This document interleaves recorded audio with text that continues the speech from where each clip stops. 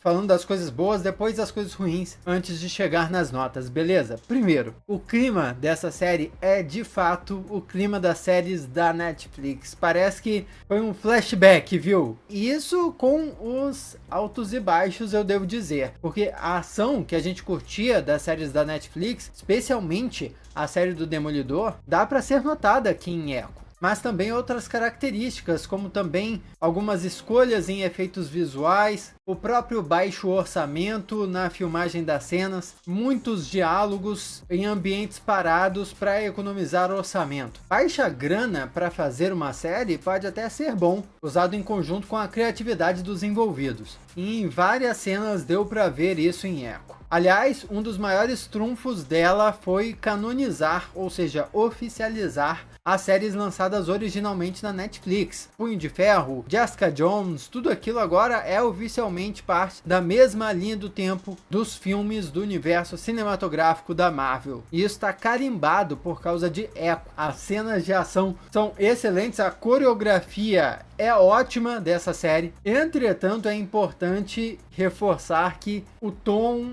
a história, tudo muda com a chegada do Rei do Crime. Quando ele aparece ali como uma presença forte a partir do 4º episódio, Echo parece que se torna outra série. E é impressionante como Vincent D'Onofrio, ele é um ator incrível, né? Ele dá o sangue, a alma por esse personagem. Cada cena do Rei do Crime é memorável, é de ter calafrio. A cena dele conversando com a Maya e a intérprete presente é uma baita introdução para ele, porque aquela intérprete, inclusive, ficava acompanhando ele e a Maya para cima e para baixo para ficar falando para ele o que ela estava dizendo em linguagem de sinal. Eu estava achando aquilo uma saída barata demais para facilitar a comunicação entre os dois. Porém, teve a cena em que ele mandou executar a mulher. E foi uma cena muito discreta, um momento sutil, mas mostra o poder desse personagem, a crueldade dele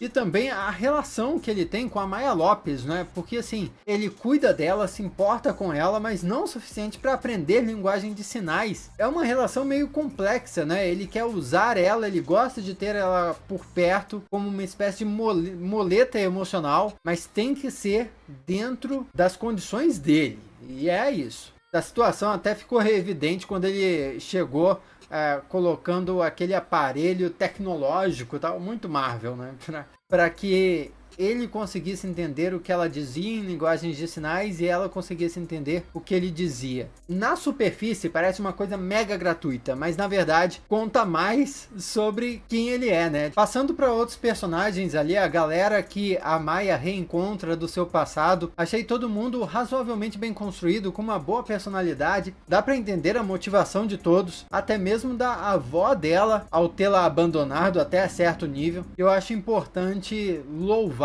a atuação não só da atriz Alaqua Cox, que interpreta a Maya Lopes adulta, como também a Darnell Bessó, que interpreta a Maya Lopes criança. Aquela menininha manda bem pra caramba, viu? E eu descobri antes de fazer esse vídeo que elas são primas. Por isso a semelhança toda. E devo dizer que fora as cenas de luta, as cenas da Maya criança foram as minhas favoritas da personagem. E eu já preciso falar da cena pós-créditos, que foi uma das melhores coisas dessa série. Tá o Rei do Crime voltando lá para Nova York, provavelmente, e ouvindo um noticiário falando sobre a necessidade de um novo prefeito e etc. Ou seja, é um baita teaser para o que vai vir a seguir. O Rei do Crime se candidatar a prefeito de Nova York. Possivelmente, esse é um teaser da série do Demolidor. Muitos supostos vazamentos já falavam que a série do Demolidor iria abordar esse arco dos quadrinhos do Rei do Crime como prefeito de Nova York. E aqui nós estamos vendo a história se encaminhando para isso.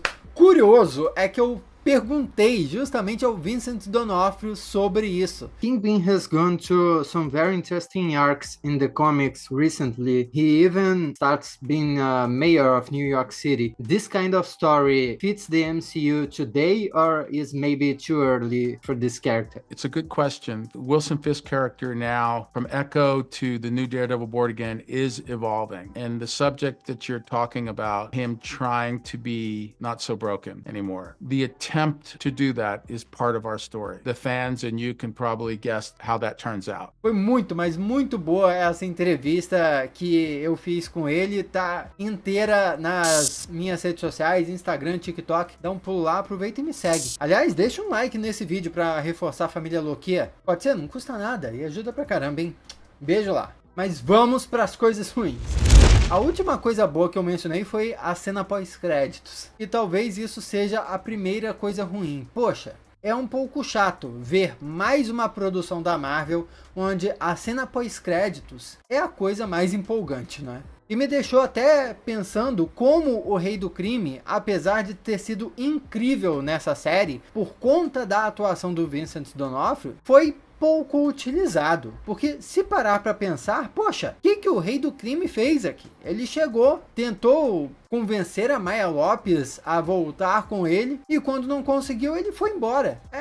É isso. O Rei do Crime não foi aquele vilão gigantesco e amedrontador que ele sempre se apresentou e nem inclusive que a própria série apresentou ele sendo nos primeiros episódios. Vale lembrar também que essa série foi produzida assim como a maioria das séries da Marvel Studios para o Disney Plus a partir da fase 4, ou seja, foi feita com 6 episódios. Entretanto, durante esse processo todo, um dos episódios foi cortado e reeditado. A série inteira foi retrabalhada e decidiram, inclusive, em vez de lançar um episódio por semana, todos os episódios de uma vez no streaming, como nós acabamos assistindo aqui. E olha, eu acredito que dá para sentir essa reedição que fizeram, essa adaptação que fizeram no resultado final, viu? É possível perceber que a série foi um pouco remendada, principalmente no primeiro episódio. Na intenção da série ser autocontida, recapitulando cenas de séries anteriores, o episódio acabou deixando confuso o seu próprio desenvolvimento. Foi tão importante no episódio mostrar o que a Echo fez antes dessa série, que a história que começaram a contar nessa série aqui acabou ficando um pouco atrasada. Por exemplo, a relação da ancestralidade dela e dos poderes, apesar de ter uma ceninhazinha no início do episódio 1, só começou a ser desenvolvida de fato e explicada e tudo mais no segundo episódio, e aquela cena ficou completamente solta ali. Echo é uma série sobre gangsters, sobre o crime, afinal, ela era protegida do Rei do Crime, porém,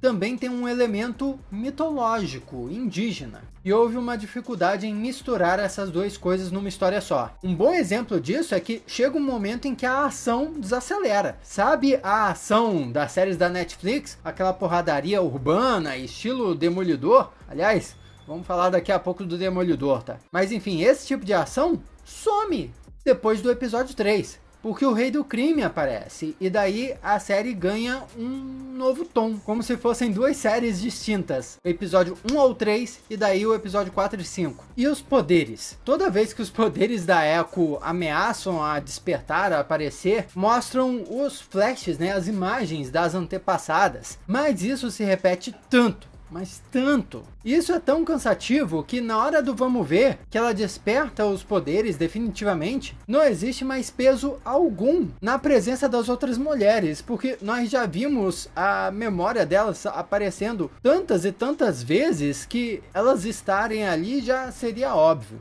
Possivelmente uma solução feita de última hora. Tanto que na hora de finalmente aprender a usar os poderes e entender o que eles são, Maya simplesmente se encontrou com a própria mãe, que explicou para ela tudo. Um clássico diálogo expositivo, quando um personagem, em vez de mostrar para o outro ou aprender por conta própria, explica as coisas falando e ainda diz para Maya o que ela tinha que fazer, tirando quase totalmente a autonomia da protagonista, que é o que um protagonista mais precisa ter, o poder de decisão sobre a própria história. A respeito dos poderes que a Maya usa em si, nos quadrinhos, Maya Lopes se chamava Echo porque ela era capaz de copiar, ecoar os movimentos do seu adversário. Isso por causa do nível de habilidade que ela tinha, era tão poderosa a ponto de fazer isso. Mais recentemente, ela também ganhou as habilidades da Força Fênix. Uma história até bem divertida das HQs, uma espécie de competição que rolou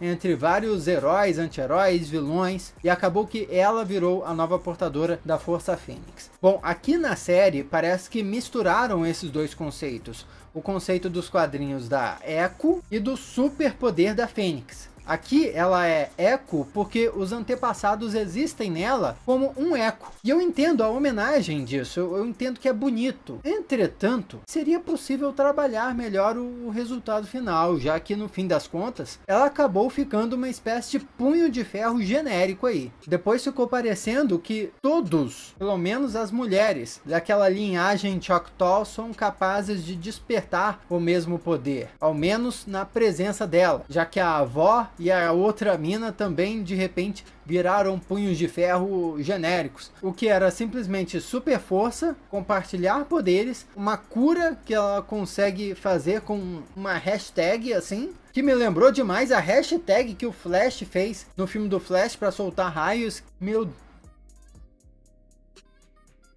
Gente, e no fim ela simplesmente renegou o Rei do Crime. Eu entendo o arco dramático da personagem. Ela veio de uma história de violência, sendo uma aprendiz do Rei do Crime, basicamente, mas abriu mão disso para abraçar a sua origem em Choctaw e virar uma protetora do seu povo. Isso é bonito. Foram apenas os detalhes ali, os detalhes que derraparam. E o Demolidor? Vamos falar do Demolidor. Pra quem não sabe, Demolidor é o meu super-herói favorito de todos os tempos. É isso. Tem ele aqui, ó. Olha ele. Essa é a versão do Demolidor da Netflix, inclusive. Que, opiniões talvez polêmicas, não é a minha versão favorita do Demolidor. Prefiro o Demolidor dos quadrinhos. Mas, enfim, a participação do Demolidor na série foi curtíssima, apenas para mostrar, nossa, como ela é competente. Isso não precisaria ser um ponto negativo. Tudo bem, a série é da Echo, relação dela com o Rei do Crime, ok. Porém, o Demolidor apareceu atacando eles por que motivo? Lembra a justificativa? Ele disse que estava vigiando, eles atacaram o lugar enquanto ele estava vigiando e estragaram os planos dele. E depois de bater um pouquinho na galera, ele fugiu, sumiu. Não é condizente com o personagem e não faz sentido.